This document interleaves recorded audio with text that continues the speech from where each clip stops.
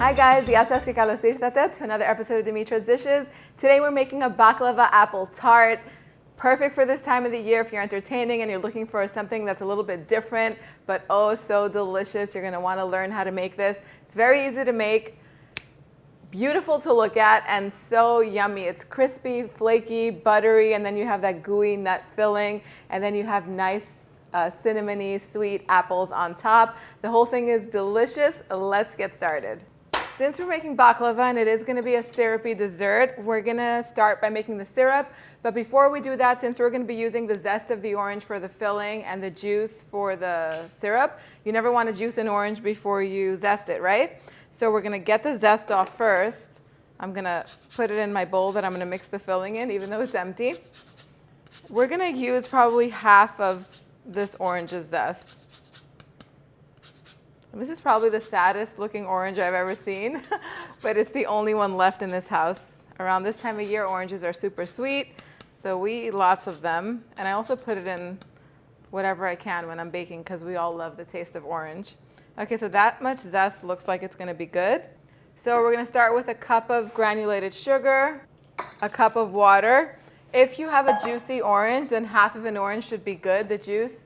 You would need about 2 tablespoons. You can use lemon instead if you prefer. But I'm going to use all of the juice of this orange because it doesn't look like it has that much. Then I'm going to add a cinnamon stick in here. I'm going to give this a mix. Once it comes to a boil, I'm going to take it off of the heat, add in the honey. We're adding a half a cup of honey. And I'm also going to add a little splash of vanilla, like half a teaspoon.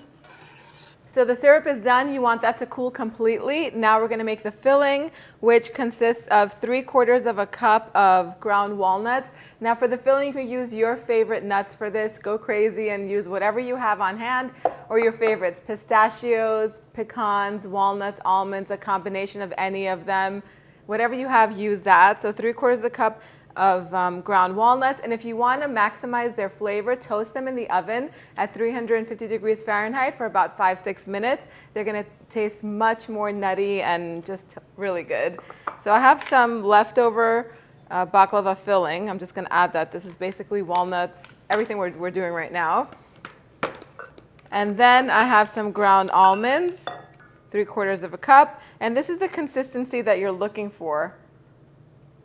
To that, I'm going to add 2 teaspoons of cinnamon, classic baklava flavors, and a little bit, this is like a 1/4 teaspoon of ground cloves.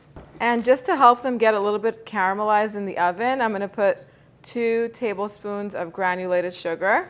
And just mix everything up because remember that orange zest is down there on the bottom. You can definitely make the filling first and just grate the orange zest in here.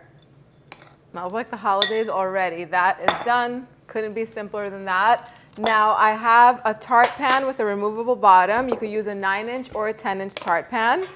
They're sold on Amazon and in any kitchen supply store.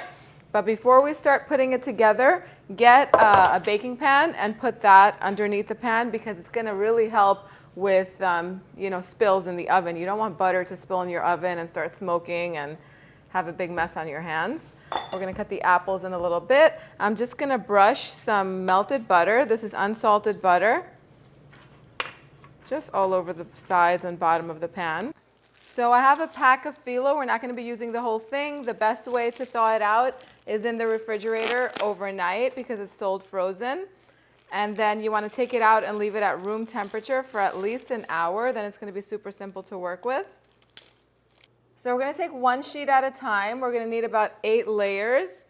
And we're going to just layer them in here. And we're going to drizzle some melted butter. This is unsalted butter in between each of the layers.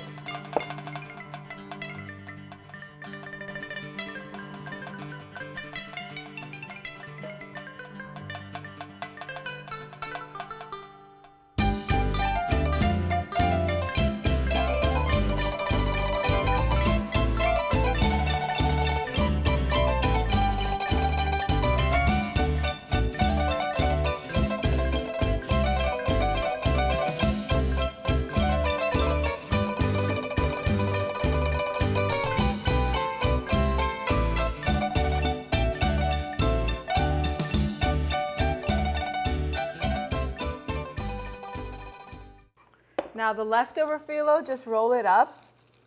Don't leave it exposed to air for too long because it'll dry up. And then the only thing you'll be able to make with it is like a portocalopita or something like that. So I'm gonna wrap this with plastic later on and I'm gonna put it back in the refrigerator. Next, we're gonna take all of the nut filling and just empty it into the center. Smells so good. And spread it out.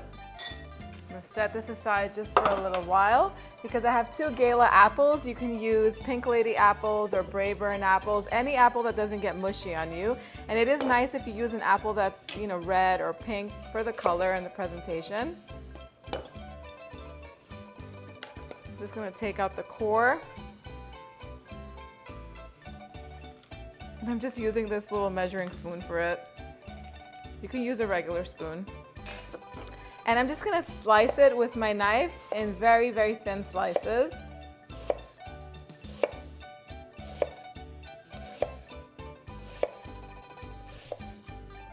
And then I'm just gonna take each one of these batches, I'm just gonna take the end off. And I'm just gonna put them, I'm gonna arrange them like a fan, going towards the center.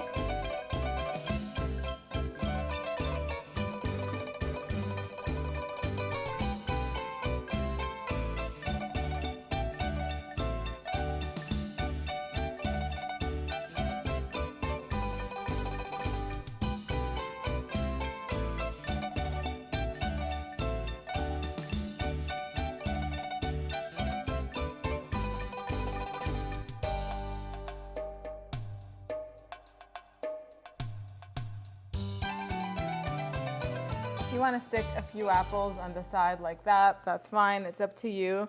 And the rest you can just eat as snacks. Now, next thing you want to do is brush the tops with some of this melted butter. And then you just want to take a little bit of sugar and sprinkle it over the apples. This is going to help them caramelize.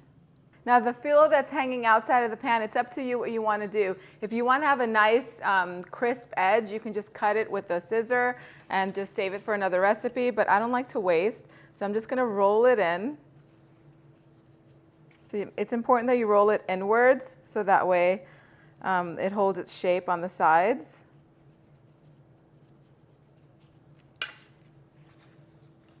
And I'm more of a rustic pie kind of girl. It doesn't have to look perfect. It doesn't have to look like you bought it from a big chain store or something like that and it was made in a factory. It should look like it was made at home with love.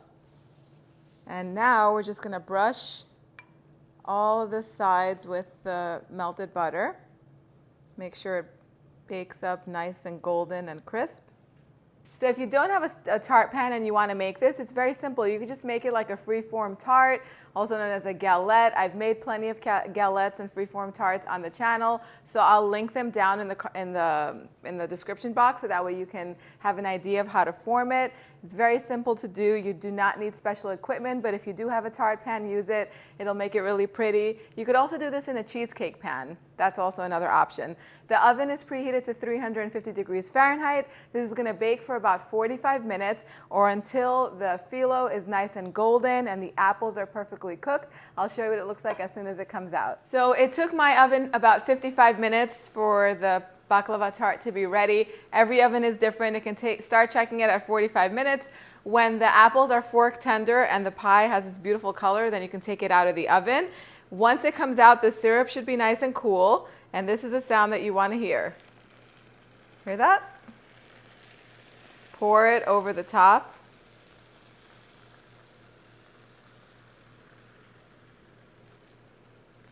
And concentrate on the edges. And I think that looks good. I'm not going to pour any more. There's a little bit left. You can use this syrup for other desserts. You could even use it to sweeten drinks. It stays fresh in the refrigerator for maybe up to 10 days if you put it in an airtight container. The hardest part of this is to wait now. You have to wait for the syrup to be absorbed. It's going to take about an hour or two. This is a great dessert to make a day ahead of time because it tastes better as it sits. Once it cools down, you can put it in the refrigerator, let it set completely, and then you can remove it from the tart pan the next day or in a few hours. It's totally up to you. You can even serve it in the tart pan if you feel more comfortable, so that way if you're worried about it falling apart. Once it sets, we're going to cut into it, and I'm going to show you what it looks like. So the waiting part is over, even though it does taste best if this sits in the refrigerator, like I said, overnight. That's the best thing that you can do. Layla's here to help us with the taste testing part of it. So you can definitely serve this if you want to make this more decadent with some ice cream or some homemade whipped cream. It's totally up to you. When you cut into it, it's going to be super crisp. And let's give Layla the first bite. You didn't even chew it yet. That's a good sign. It's good, Layla? All right, now it's my turn. Hear how crispy it is? Hope you could hear that.